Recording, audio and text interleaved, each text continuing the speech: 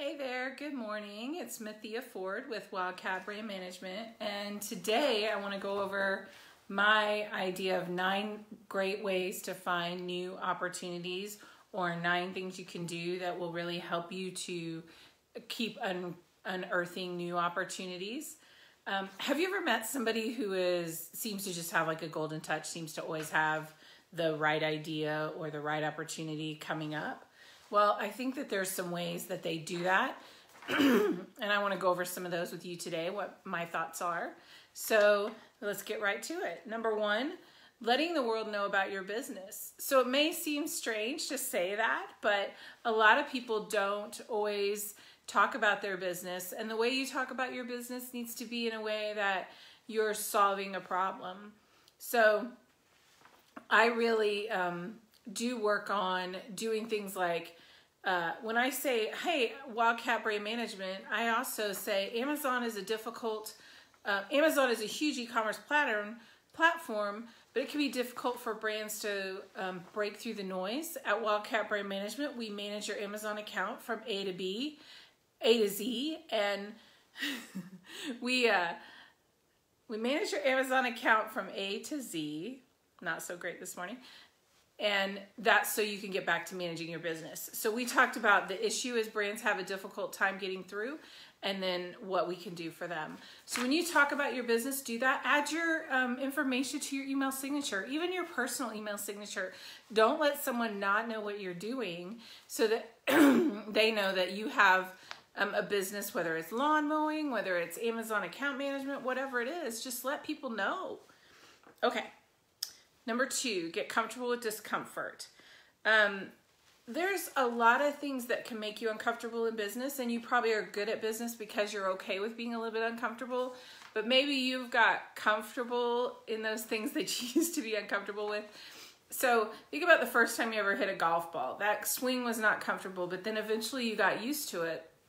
You may be in some of those ruts, and so go back, and that is something that you can work on and improve and just kind of stretch your muscles to get that a little bit going with trying those new ideas, launching a new product, going into a new area. Be a little bit comfortable and be willing to know what your expectation is, but also understand, not everything is going to be perfect and successful, but you won't know unless you try. Number 3, promote your knowledge and experience. So expertise. So when you have, when you know something, talk about it. So if you want to do social media lives like I do, or you want to talk about different things, maybe talk to your customers about them, but let people know what you're good at. Don't brag, but do let people know what you're good at. If you're good at financial management, make sure people know. So just try to get your name out there. It'll add to your brand equity, that you can improve, certain things, that understand certain things. When people know that about you, then they're willing to come and find you or say, hey, I know somebody that does that.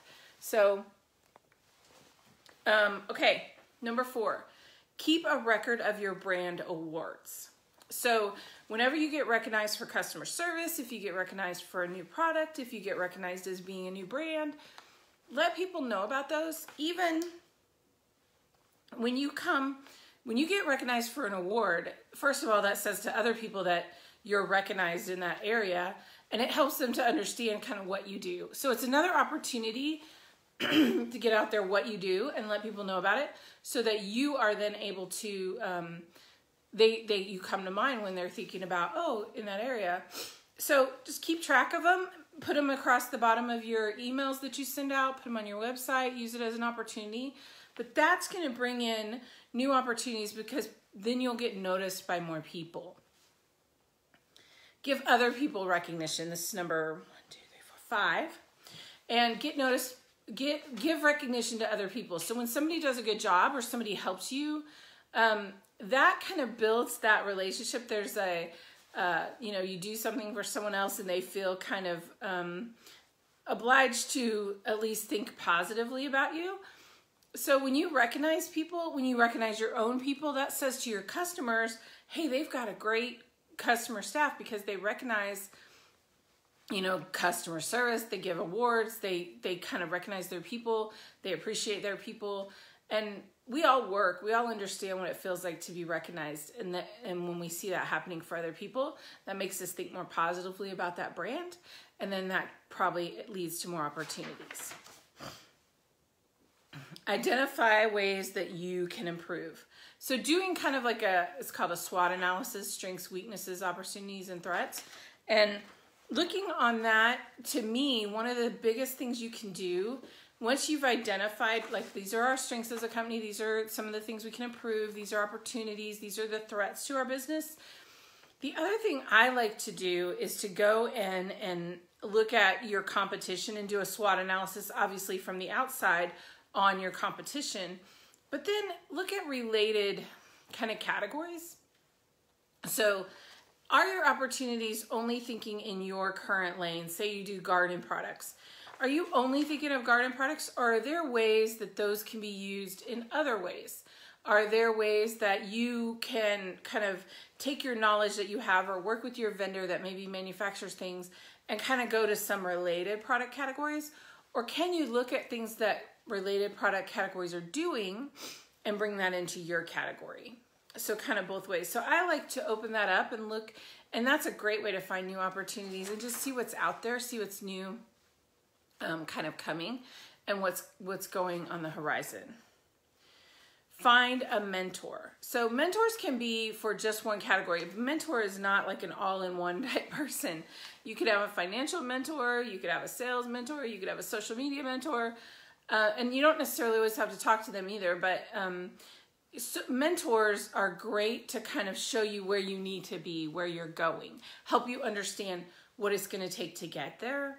So they're not necessarily coaching you, they're just talking to you, or they're just helping you to understand what you want to be and how you kind of have to think to get there. So when you're thinking through, like, if you want to be like someone that's, you know, maybe a $1 million company and you're a $100,000 company, then you're looking at those $1 million companies and you're thinking,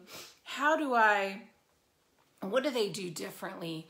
What is it about their process that they've changed? And that mentorship, either you can get with one of those people that's in those companies, or just even kind of analyze and look at what are they doing differently to allow yourself to think about how you grow. Because when you think about a $100,000 company, you probably aren't doing the same things when you're a $1 million company. So think through what steps you're taking to get there. Maybe at $100,000, you are managing your own Amazon account. You're answering all those customer messages. You're shipping all the items. But maybe when you're a $1 million company, you've outsourced that, or you've hired someone to do that management of that Amazon account and then manage your other accounts, because you know that that's not your core strength. Your core strength is probably related to whatever your brand does. Okay, do your research. And this is research about customers. So when you're looking for new opportunities, you're going to look at where your customers are. You're going to go into forums. You're going to go into Facebook groups. You're going to try to find the things that they're talking about, that they're doing, their language, to see where you can go next. What are they looking for? In the time of the pandemic, or people are unable to do funerals. So there's a lot of things that may be more popular, like in memoriam products, you know, stones or different ways to remember people that they have not been able to have a funeral for. So think of those opportunities and the ways you can help people to improve their lives. Now, you wouldn't know that unless you were going into those groups, talking to your people and understanding kind of what their current issues are. So you want to be going in there, looking at those, understanding them, and even going back and forth and talking, because they will tell you if you ask and they feel like you're listening. They will tell you, believe me. So number 9, make and keep your contacts. So contacts are people, other people that you work with, other people that you've met. So I'm sure you go to a lot of trade shows, you go and get to meet new people. And in that process, you get a lot of business cards. And there's people, you know, I know you know to make notes on them, whatever you know about people. Keep them in a CRM, maybe keep them with a separate tag or whatever.